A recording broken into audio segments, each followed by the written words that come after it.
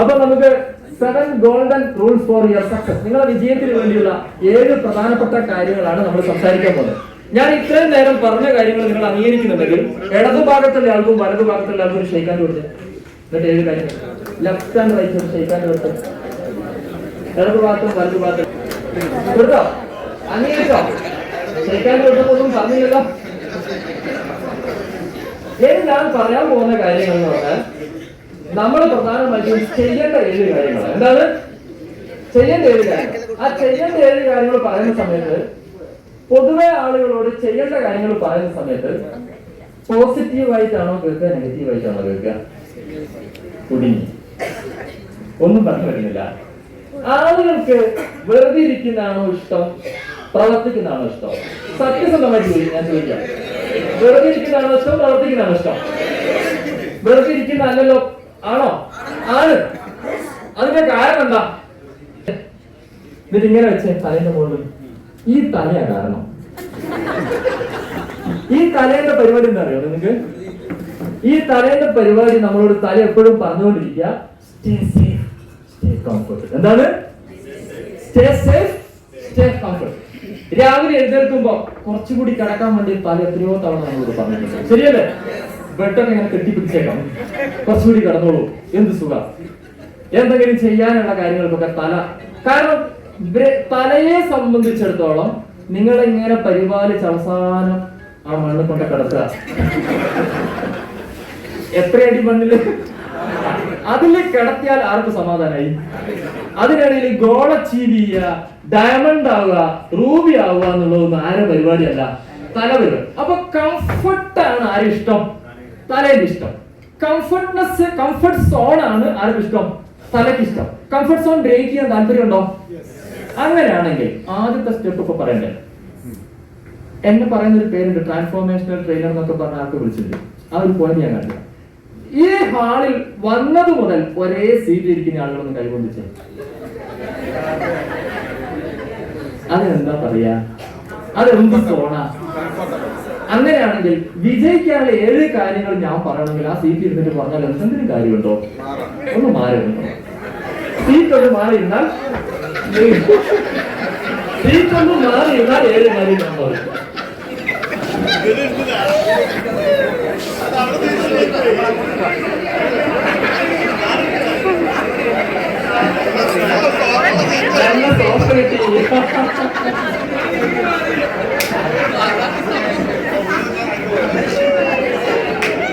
മാറിട്ടോ?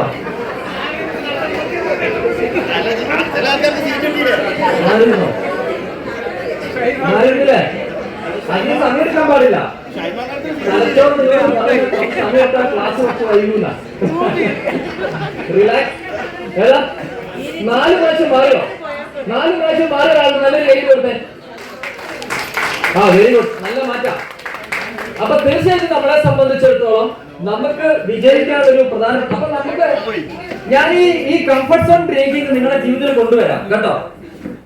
Dining ടേബിളിൽ ഭക്ഷണം കഴിക്കുന്ന സമയത്ത് ആ കസേരയിൽ ഇരുന്നാൽ തന്നെ ഇറങ്ങുന്ന കുറച്ച് ആൾക്കാരുണ്ട്, ഇല്ലേ?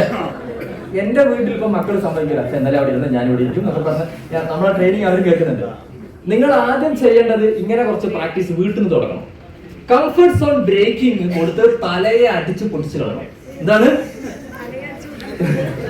തല കൈയെടുത്ത് ഇങ്ങനെ പിടിച്ച്, തലയെ പിടിച്ച് ഇങ്ങനെ പിടിച്ച്, അവനാന്റെ തല, എന്നിട്ട് വേറെ തലയല്ല, ഇങ്ങനെ പിടിച്ചിട്ട് മെല്ലെ ഇങ്ങോട്ട് എടുത്ത് ഇതാ, എന്നിട്ട് കൈ ഇങ്ങനെ കൊണ്ടുവന്നില്ലേ, ഇങ്ങനെ കൊണ്ടുവന്നിട്ട് ഇപ്പൊ നിങ്ങളെ തല കൈയുണ്ട്.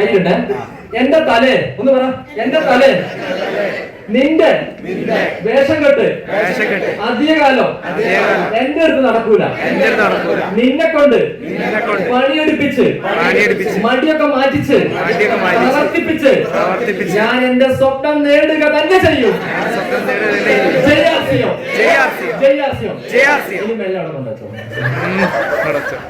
അപ്പൊ നമുക്ക്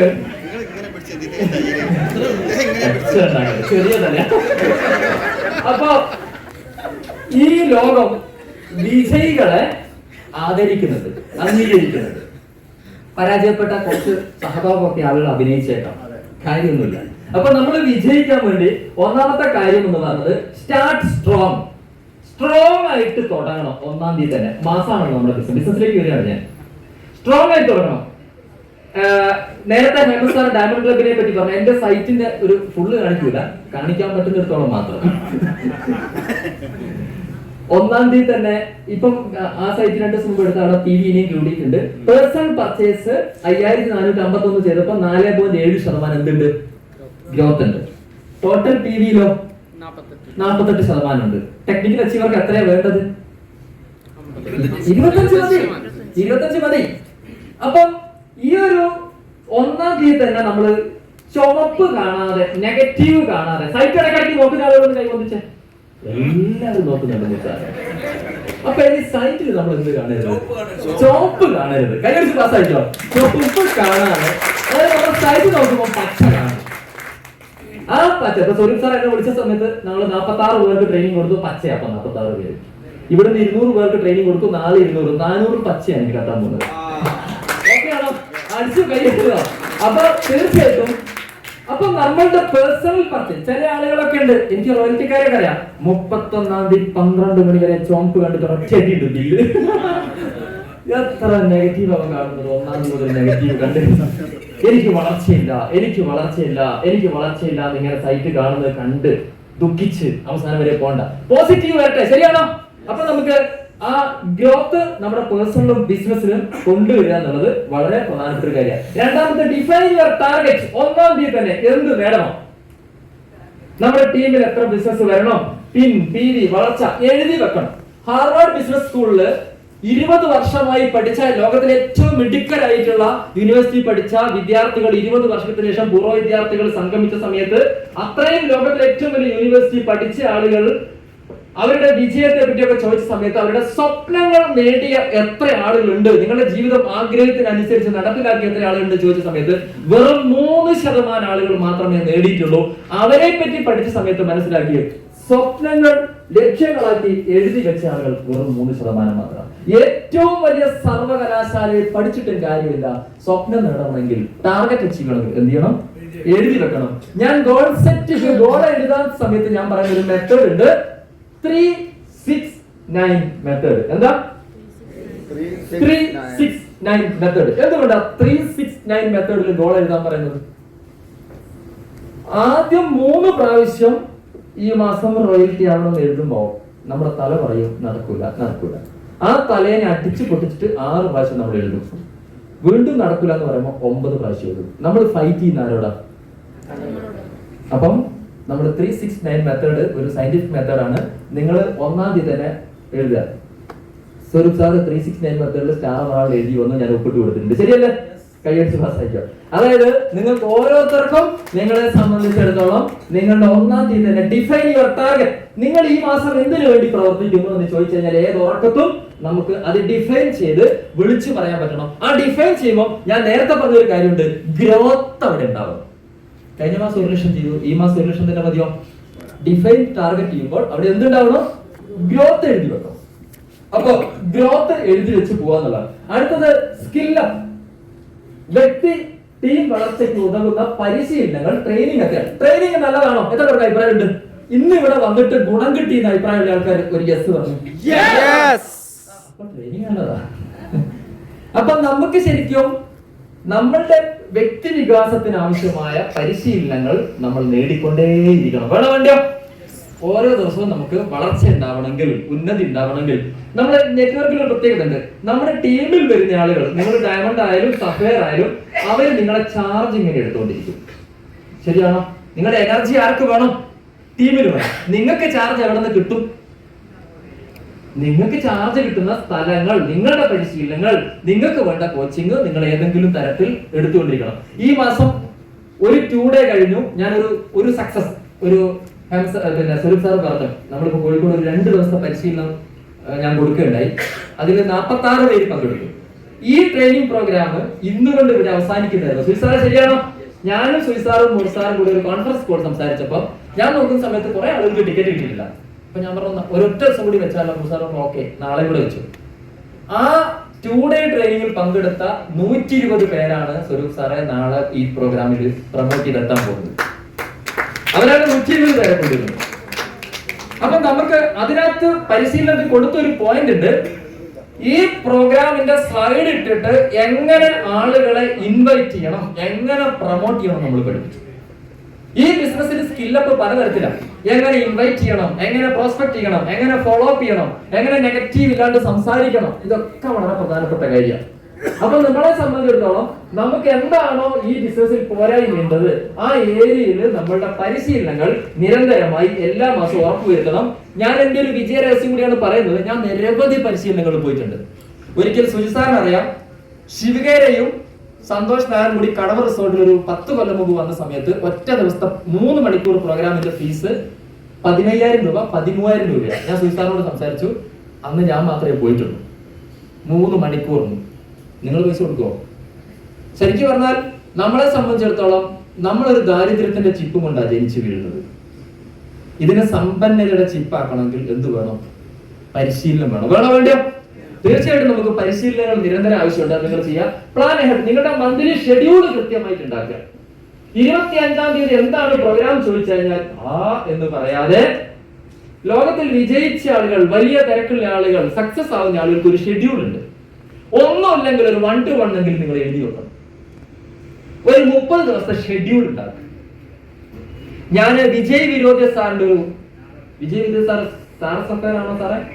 സ്റ്റാർസ് അഫയറിന്റെ ഒരു ഫേസ്ബുക്ക് പോസ്റ്റ് കണ്ടു. 12 മാസത്തെ ഷെഡ്യൂൾ അയാൾ അവതരിപ്പിച്ചത്. 1 മാസമെങ്കിലും നമ്മൾ ചെയ്യണം. 1 മാസമെങ്കിലും നമ്മൾ ചെയ്യണം. അപ്പൊ നമുക്കൊരു ഷെഡ്യൂൾ ഉണ്ടാക്കി നിങ്ങൾ പ്രവർത്തിക്കുക എന്ന് പറയുന്നത്, നമ്മുടെ രൂപാന്തരം യാത്രയുടെ പരിപാടിക്ക് വേണ്ടി മുഖ്യമന്ത്രിയെ വിളിക്കാൻ പോയി 6 മാസത്തേക്ക് എന്തില്ലായിരുന്നു. 6 മാസം മുമ്പ് വരെയുള്ള ഡേറ്റ് അവിടെ ബ്ലോക്കാണ്. അപ്പൊ നമ്മൾ മനസ്സിലാക്കേണ്ടത്, സീരിയസ് ആയി പല കാര്യങ്ങളും ചെയ്യുന്ന ആളുകളെ സംബന്ധിച്ചിടത്തോളം എന്താണ്, ഡേറ്റുകൾ കുറച്ചധികം പ്ലാൻ ആയി. അതുപോലെ തന്നെ സ്റ്റേ കണക്റ്റഡ്. നമ്മൾ ഒരു എല്ലാം പഠിച്ചു എന്ന് വിചാരിച്ചിട്ട് പട്ടം പൊട്ടിയ പോലെ ആവില്ല. പട്ടം പൊട്ടിയാൽ എന്താ, പട്ടം കാരണം ഇങ്ങനെ ഉണ്ടാവും അല്ലെ, നല്ല. പക്ഷെ അതിന്റെ നൂല് പൊട്ടിപ്പോയാലോ? അപ്പൊ നമ്മുടെ active effective growing and caring applying ലീഡറുമായിട്ടും, അതുപോലെ തന്നെ നമ്മൾ മന്ത്ലി, ഇത് മലയാളം മന്ത്ലി ചെറിയൊരു പ്രശ്നമുണ്ടെന്ന് വിചാരിക്കേണ്ട, പോസിറ്റീവ് കണ്ടാൽ മതി. മന്ത്ലി നമ്മളെ കൗൺസിൽ ചെയ്യുക. നിങ്ങളുടെ ടീമിലുള്ള പ്രധാനപ്പെട്ട ഒരു 10 ലീഡേഴ്സുമായിട്ടുള്ള ഒരു കണക്ഷൻ നമുക്ക് ഡെയിലി ഉണ്ടാവും. അവരിന്ന് എവിടെയാണുള്ളത്, അവർ കഴിഞ്ഞ ഇന്നലെ ഒരു സിനിമയ്ക്ക് പോയിട്ടുണ്ടെങ്കിൽ ഒരു 2 day പരിശീലനം പെട്ടെന്ന് അറേഞ്ച് ചെയ്യണം. എന്തിനാ? മറ്റേ അതൊക്കെ നമ്മുടെ ശ്രദ്ധയാവട്ടെ. സ്റ്റാറ്റസ് ഒക്കെ നോക്കിയാൽ മനസ്സിലാവും. അപ്പൊ തീർച്ചയായിട്ടും നമ്മളെ സംബന്ധിച്ചിടത്തോളം നമ്മുടെ ടീമിലുള്ള ആളുകളുടെ മാനസികാവസ്ഥ എന്താണ്, അവരെന്താണ് ചിന്തിക്കുന്നത്, അവരിപ്പോ എവിടെയാണ്, ഇതൊക്കെ ഒരു കണക്ഷൻ ഉണ്ടെങ്കിൽ നമുക്ക് മനസ്സിലാവുള്ളൂ. അതുപോലെ തന്നെ നമ്മുടെ active effective growing and caring applies ആയിട്ടുള്ള ഒരു കണക്ഷൻ നമ്മൾ പോസിറ്റീവായിട്ട് നിലനിർത്തുക. അതുപോലെ തന്നെ ഡ്രൈവ് മൊമെന്റം. നിങ്ങളുടെ ടീമിന്റെ അടുത്ത ലെവലിലേക്കുള്ള ഇവന്റ് എപ്പോഴും പ്രൊമോട്ട് ചെയ്യണം. മൊമെന്റം, ഒരു ചലനാത്മകത എപ്പോഴും ഉണ്ടാവണം. ഇപ്പൊ എന്നെ ഇങ്ങോട്ട് വിളിച്ച സമയത്ത് സ്വരൂപ് സാർ വൗ ഇവന്റിന്റെ കാര്യം പറഞ്ഞു. എല്ലാ 3 മാസവും ഒരു സെലിബ്രേഷൻ പോയിന്റ് ഉണ്ടാക്കിയിട്ടുണ്ട്. നമ്മൾ വെറുതെ ഇരിക്കാൻ പറ്റില്ല. എനിക്ക് വെറുതെ ഇരിക്കാൻ പറ്റില്ല, ടീമിലെ ആൾക്കാർക്ക് വെറുതെ ഇരിക്കാൻ പറ്റില്ല. എപ്പോഴും ഒരു മൊമെന്റം, എനിക്കൊരു അടുത്തൊരു മാസത്തേക്ക് ഈ മാസം ഇത് നേടണം, അടുത്തത് നേടണം. അപ്പൊ നിരന്തരം നമുക്ക് ഇവന്റ് സെലിബ്രേഷൻ പ്രോഗ്രാമുകൾ നമുക്ക് ഉണ്ടായിക്കൊണ്ടിരിക്കുക. ഒരു വിറയൽ ടീമിൽ ഉണ്ടാവുന്ന ഒരു എന്താ പറയുക, നിസ്സംഗത അല്ലെങ്കിൽ ഒരു സ്റ്റെപ്പ് ഒരിക്കലും ടീമിൽ ഉണ്ടാവരുത്. അടുത്ത ആഴ്ച അടുത്ത പരിപാടി, അടുത്ത ഇവന്റ്, അടുത്ത ട്രെയിനിങ്, അടുത്ത സെലിബ്രേഷൻ, അടുത്ത അച്ചീവ്മെന്റ്, ഇതിനു വേണ്ടിയുള്ള ഒരു, നിങ്ങൾ ഒരാളോട്, നിങ്ങളുടെ ടീമിലുള്ള ഒരാളോട് സംസാരിച്ച് ഫോൺ വെക്കുന്ന സമയത്ത് അദ്ദേഹത്തിന്റെ ഒരു അച്ചീവ്മെന്റ് കണക്റ്റഡ് സ്പീച്ച് ആയിരിക്കും. എന്തായിരിക്കണം?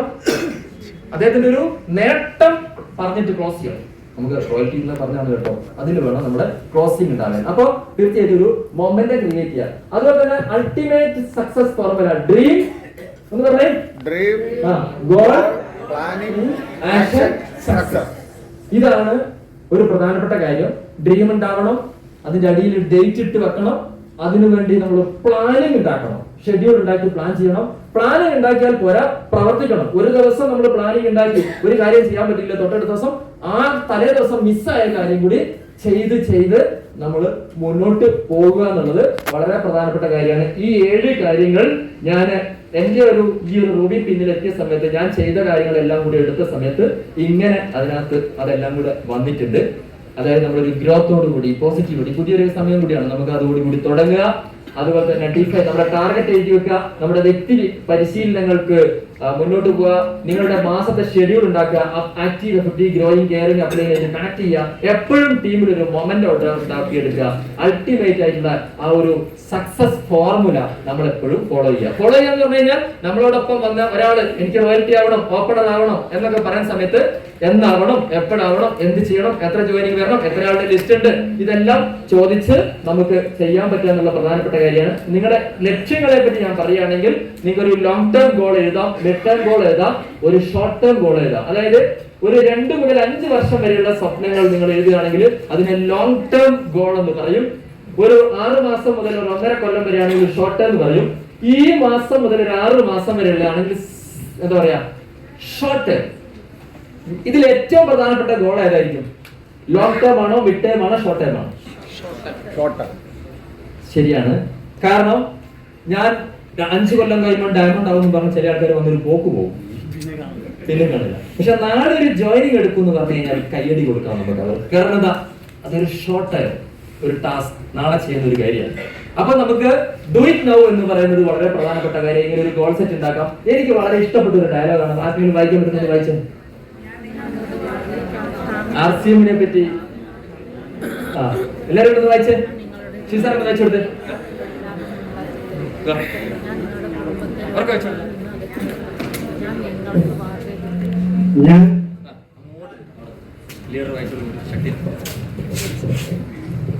ഞാൻ നിങ്ങളുടെ വാർദ്ധക്യത്തിലെ താങ്ങുമായിരിക്കും, ഊന്നുവടിയാകും. ഞാൻ നിങ്ങളുടെ വീട്ടു ചെലവുകളിൽ ലാഭമുണ്ടാക്കി തരും. ഞാൻ നിങ്ങളുടെ കുടുംബത്തെ രോഗങ്ങളിൽ നിന്ന് അകറ്റി നിർത്തും. ഞാൻ നിങ്ങൾക്ക് വാർദ്ധക്യത്തിൽ മികച്ച ഒരു വരുമാനം നൽകും. ഞാൻ നിങ്ങളുടെ രണ്ടാമത്തെ വരുമാന മാർഗമായി മാറും. ഞാൻ നിങ്ങളുടെ ഭർത്താവിൻ്റെയോ ഭാര്യയുടെയോ ജീവിത പങ്കാളിയാകും. ഞാൻ നിങ്ങളുടെ രണ്ടാമത്തെ മകനാകും. ഞാൻ ഒരിക്കലും ചതിക്കില്ല. ഞാൻ നിങ്ങളുടെ കുടുംബത്തിന്റെ സ്വപ്നങ്ങൾ സാക്ഷാത്കരിക്കും. ഞാൻ നിങ്ങളുടെ സ്വദേശത്തും വിദേശത്തും യാത്ര ചെയ്യാൻ സഹായിക്കും. ഞാൻ നിങ്ങളുടെ കുടുംബത്തെ ഒരിക്കലും ദാരിദ്ര്യത്തിലാക്കില്ല. ഞാൻ നിങ്ങൾക്കും നിങ്ങളുടെ കുടുംബത്തിനും സമൂഹത്തിൽ മാന്യതയും ആദരവും നേടിത്തരും. ഞാൻ ആരാണ്?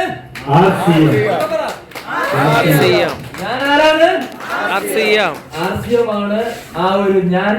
അത് അത്രയും പോസിറ്റീവായിട്ട് നമുക്ക് അത്രയും വായിക്കാൻ പറ്റാന്ന് പറയുന്ന സമയത്ത് അത് നമുക്ക് വളരെയധികം സ്വാധീനിക്കുന്ന കാര്യമാണ്. അപ്പൊ തീർച്ചയായിട്ടും ഫോട്ടോ എടുത്ത് കഴിഞ്ഞിട്ടുണ്ടെങ്കിൽ സ്ലൈഡ് അങ്ങോട്ട് മാറ്റും. ഒരുപാട് ആൾക്കാർക്ക് അത് എടുക്കണം തോന്നുന്നുണ്ട്. നമ്മുടെ വാട്സപ്പിലൊക്കെ വന്നുകൊണ്ടിരിക്കുന്ന കാര്യം തന്നെയാണ്. വളരെ സന്തോഷമുള്ളത്. ഓക്കെ അല്ലേ? ശരി.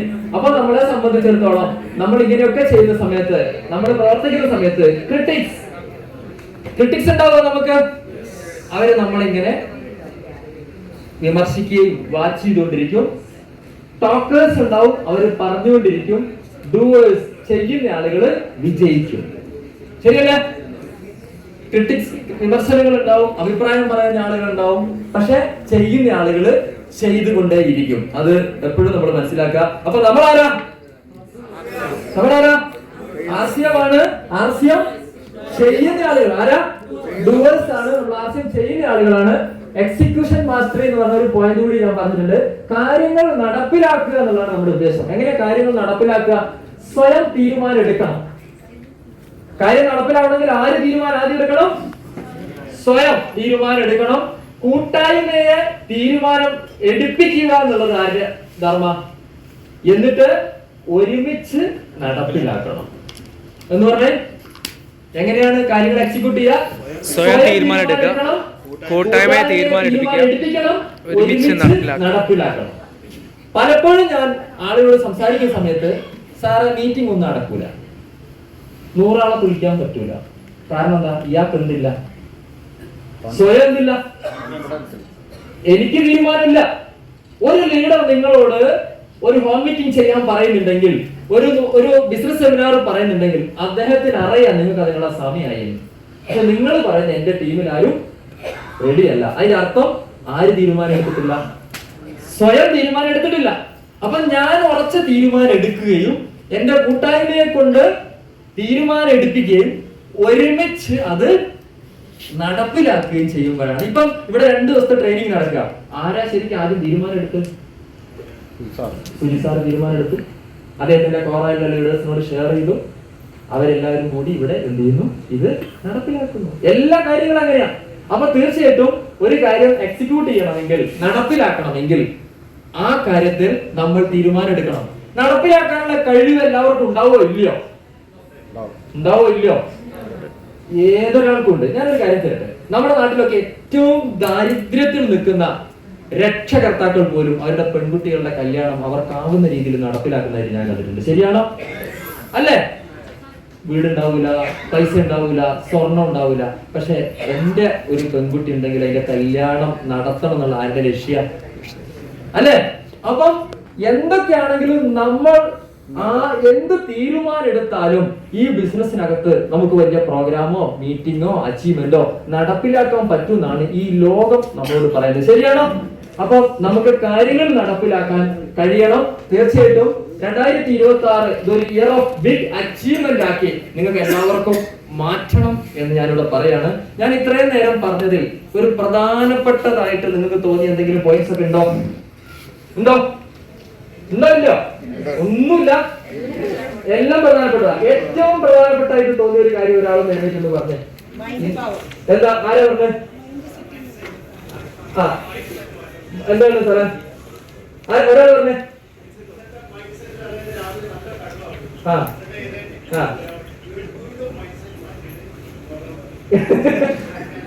അപ്പൊ മൈൻഡ് സെറ്റ് മൈൻഡ് പവർ നമ്മൾ ഉണ്ടാക്കണം. അതിന് 3 ടിപ്സ് ഞാൻ പറഞ്ഞിരുന്നു. എന്താണ്? ഒന്നാമത്തെ കാര്യം എന്താ? അൺകണ്ടീഷണൽ. രണ്ടാമത്തെ എന്താ? Attitude of. മൂന്നാമത്തെ എന്താ? നാച്ചർ. പിന്നെ ഞാൻ ആശയം ബിസിനസ്സിലേക്ക് ഇങ്ങോട്ട് കടന്നു വന്നു നേരെ. വേറെന്താ പറഞ്ഞത്? Breath, goal, planning, action, success. Super ആണല്ലോ. പിന്നെ നമ്മൾ എന്താ സംസാരിച്ചത്? 6x6 കാർഡിനൽ റൂൾസ് പറഞ്ഞു. കാർഡിനൽ റൂൾസിലെ കഥ എന്തായിരുന്നു? മരീനെ മറക്കോ? മരീനാവോ? ഇനി മരീനെ വന്നാ മനസ്സിലാവോ? അത് മാത്രം മതി. അപ്പൊ തീർച്ചയായിട്ടും നമ്മളെ സംബന്ധിച്ച് അത് പ്രധാനപ്പെട്ടാണ്. പിന്നെ 7 വിജയ മന്ത്രങ്ങൾ പറഞ്ഞു. എന്തായിരുന്നു? സ്ട്രോങ് ആയിട്ട് സ്റ്റാർട്ട് ചെയ്യണം. മന്ത്ലി ടാർഗറ്റ് നമ്മൾ ഡിഫൈൻ ചെയ്യണം. അത് എങ്ങനെ എഴുതണം? 369. ഓക്കെ, എല്ലാം ഓർമ്മയുണ്ടല്ലോ? 7 കാര്യങ്ങൾ. അതെല്ലാം ഓർക്കുക. അതുപോലെ തന്നെ ഈ കാര്യങ്ങളൊക്കെ മനസ്സിൽ വെക്കുക. ഇതൊക്കെ പ്രവർത്തിച്ച ഒരു വിജയം ഉണ്ടാക്കുന്ന ഉറപ്പുള്ള ആൾക്കാർ എഴുന്നേറ്റ് ഒരു യെസ് ഞാൻ പറഞ്ഞ മോളോട് നോക്കിയിട്ട് yes ഊപ്പർ വാലയുണ്ടല്ലോ.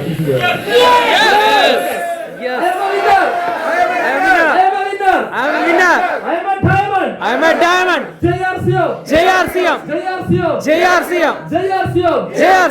Thank you so much.